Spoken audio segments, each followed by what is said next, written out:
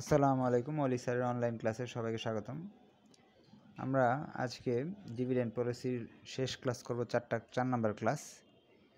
এখানে ওই যে প্রবলেম 3টা নিয়ে আমরা আলোচনা করব। এই ক্লাসটা করলে আমাদের এই চ্যাপ্টারের সবগুলো নিয়ম হয়ে যাবে এবং আমরা যে কোনো অঙ্কই পারব। একটা কোম্পানির নাম দেওয়া আছে ফার্স্টে, আমরা দেখতে পারতেছি, এবং তার 20 লক্ষ শেয়ারের সংখ্যা দেওয়া আছে। কোম্পানির শেয়ারের সংখ্যা কত আছে? 20 লক্ষ। প্রবলেম এক্সারসাইজ 2তে আমরা দেখছিলাম শেয়ার সংখ্যা দেওয়া ছিল না, আমি বের করে নিয়েছিলাম, 10 দিয়ে ভাগ করে বের করে নিয়েছিলাম, কিন্তু এটার মধ্যে শেয়ার সংখ্যা তারা দিয়ে দিছে। পরে বলতেছে in the market and present market price is 125 টাকা। 20 লক্ষ শেয়ারের আছে, একটা শেয়ারের দাম 125 টাকা। আচ্ছা, equity structure of the company is as follows. নিচে এই ইকুইটি স্ট্রাকচারটা দেয়া আছে। আগের বারও আমরা তিন নাম্বার ক্লাসে এটা করছিলাম। এরকম কমন স্টক দেওয়া ছিল, পেইড ইন ক্যাপিটাল এটা দেওয়া ছিল না, রিটেন আর্নিং দেওয়া ছিল, টোটালটা দেওয়া ছিল। কিন্তু এখানে দুইটা জিনিস নতুন আছে। 1 নাম্বার জিনিস, একটা শেয়ারের বর্তমানে বাজারে দাম আছে 125 টাকা, কিন্তু এখানে দাম কত লেখা? একটা আসল দাম 50 টাকা। এখন এটা কী ঘটনা? যারা শেয়ার বাজার বুঝেন তাদের জন্য সহজ, না বুঝলে আমি বলে দিচ্ছি। শেয়ারের দাম কিন্তু কমে বাড়ে বাজারে। যেমন 10 টাকা দামের এখন শেয়ার গ্রামীণ ফোনের 400 টাকা করে আছে, দাম বেড়ে গেছে। কেমনে বাড়ছে? শেয়ারের চাহিদা আছে, কারণ এই কোম্পানি ভালো ভালো মুনাফা দেয় প্রতি বছর, এই জন্য শেয়ারের দাম আস্তে আস্তে বেড়ে যায় দিনে দিনে। আবার অনেক সময় যখন মুনাফা দেয় না তখন কমেও যায়। তো এই 50 টাকা দামের শেয়ার, এটার দাম বর্তমানে আছে 125 টাকা, অতিরিক্ত 75 টাকা আছে। আবার অনেক সময় আমরা এই যারা অ্যাকাউন্টিংয়ে পড়েছেন, অ্যাডভান্স অ্যাকাউন্টিংয়ে আমরা পড়ছি, আপনার ট্রেজারি স্টক বা শেয়ারের দাম বেশি দামে বিক্রি করে অতিরিক্ত কিছু টাকা নিয়ে নিই, পেইড ইন ক্যাপিটাল। এরকম অতিরিক্ত যে টাকাটা আছে এটা নাম হলো পেইড ইন ক্যাপিটাল, আছে 15 কোটি টাকা। 10 কোটি টাকা হলো তার মালিকের মূলধন, আর অতিরিক্ত দামে বিক্রি করা হয়েছে 15 কোটি টাকা। পেইড ইন ক্যাপিটালটা আমরা বুঝে ফেলছি, রিটেন আর্নিং তো আছেই। এখন এই অঙ্ক আগের অঙ্কর মতোই ছিল, কিন্তু এখানে যে দামটা যখন চেঞ্জ থাকবে, এখানে আসল দাম 50 টাকা, বাজার মূল্য হলো 125 টাকা, বা পেইড ইন ক্যাপিটাল, এই তথ্যগুলো দেওয়া থাকলে আগের বারের মতো অঙ্কটা হবে না, একটু জটিল হয়ে যাবে অঙ্কটা। আগের বারের মতো প্রশ্ন বলছে, what would happen to the accounts if declare 10% stock dividend. আগের বার 10% স্টক ডিভিডেন্ড দেওয়া হয়েছিল।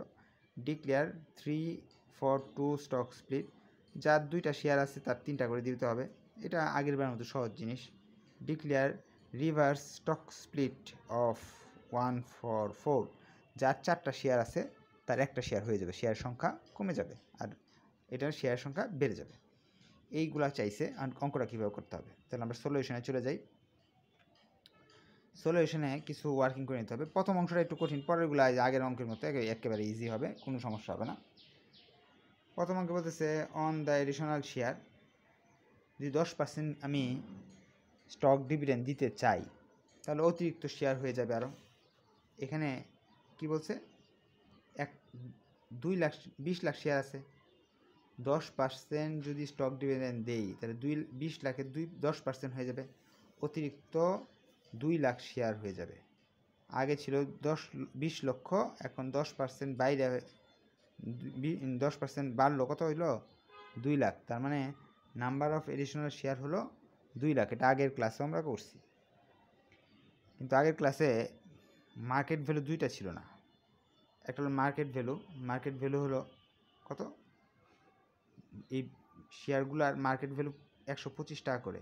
তো এই শেয়ারগুলোকে 125 দিয়ে গুণ করলাম, মানে 2,50,00,000 টাকা মার্কেট ভ্যালু আছে এই শেয়ারগুলোর। এখন আসলে দাম কত? এক একটা শেয়ারের আসল দাম হলো 50 টাকা করে। মার্কেটে বেশি হতে পারে, কিন্তু আসল দাম কত? 50। তাহলে আসল দামটা আমার বের করতে হবে।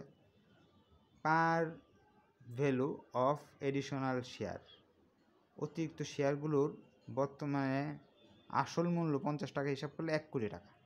2.5 কোটি টাকা বাজারে মূল্য আছে, 1 কোটি টাকা আসল মূল্য, বাকি 1.5 কোটি টাকা কিন্তু অতিরিক্ত মূল্য।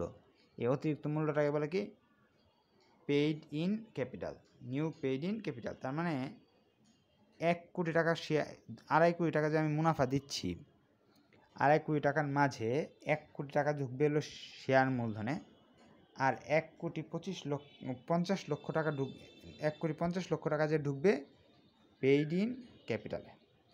তাহলে আমরা আগের বারের মতো ব্যালেন্স শিট করলাম, উপরের প্রতিষ্ঠানের নাম লিখবেন। Before stock dividend, after stock dividend, এগুলো তো আগের তথ্য শিখছি আমরা। এখানে 3টা যে তথ্য, এটা উপর থেকে সেম টু সেম কপি করে নিয়ে আসবো আমরা, যা আছে তাই লিখব। লিখলাম, উপরের অংশটা সেম টু সেম লিখে ফেললাম। এখন বর্তমানে কী হয়েছে, শেয়ারের সংখ্যা আছে এবার, আগে ছিল 20 লাখ আর 2 লাখ বাড়লো 22 লাখ শেয়ার, এক একটার দাম 50 টাকা করে হলো 11 কোটি টাকা। আগে পেইড ইন ক্যাপিটাল ছিল 15 কোটি, এখন আরও 1.5 কোটি বাড়ছে, নিউ পেইড ইন ক্যাপিটাল 1.5 কোটি বাড়ছে, তাহলে হয়ে গেল 16 কোটি 50 লক্ষ টাকা। রিটেইন আর্নিং, মুনাফা ছিল 40 লাখ, কিন্তু এবার তো মুনাফা দিয়ে দিছি কত টাকার মুনাফা দিয়ে দিছি, 2.5 কোটি টাকার মুনাফা দিয়ে দিছি। কারণ এই 20 লাখ টাকা 2 লাখ শেয়ারের মূল্য কত, 2.5 কোটি টাকা, 2.5 কোটি মুনাফা দিয়ে দিতে এই 40 লাখ থেকে 2.5 কোটি বাদ দিয়ে দেবো 37,50,000 টাকা। এটার মূল কথাটা হলো, আগের বারের অঙ্ক যখন করছি তখন রিটেইন আর্নিং থেকে কমাইছি, মূলধনের সাথে যোগ করছি। এবার শেয়ারের দামটা কিন্তু বাড়ছে, 50 টাকা আসল দাম, 75 টাকা হলো কি অতিরিক্ত দাম। তো 50 টাকার মূল্য যেটা ছিল সেটা এখানে যোগ করব, 75 টাকার মূল্যটা এখানে যোগ করব, এটা হলো মূল কথা। অর্থাৎ 2.5 কোটি টাকা আমার মুনাফা দিতে হচ্ছে, 1 কোটি টাকা দিবে এখানে যোগ করব, আর 1.5 কোটি এখানে যোগ করব, মোট যোগফল 65 কোটি ঠিক থাকবে। এই পর্যন্ত কোনো ঝামেলা নেই আশা রাখি। এখন তারা বলছে বন্টনের ক্ষেত্রে কি হবে। বন্টনের ক্ষেত্রে বলতেছে ডিক্লেয়ার 3-4-2 স্টক স্প্লিট। এটা আগের অঙ্কের মতো করলেই হবে।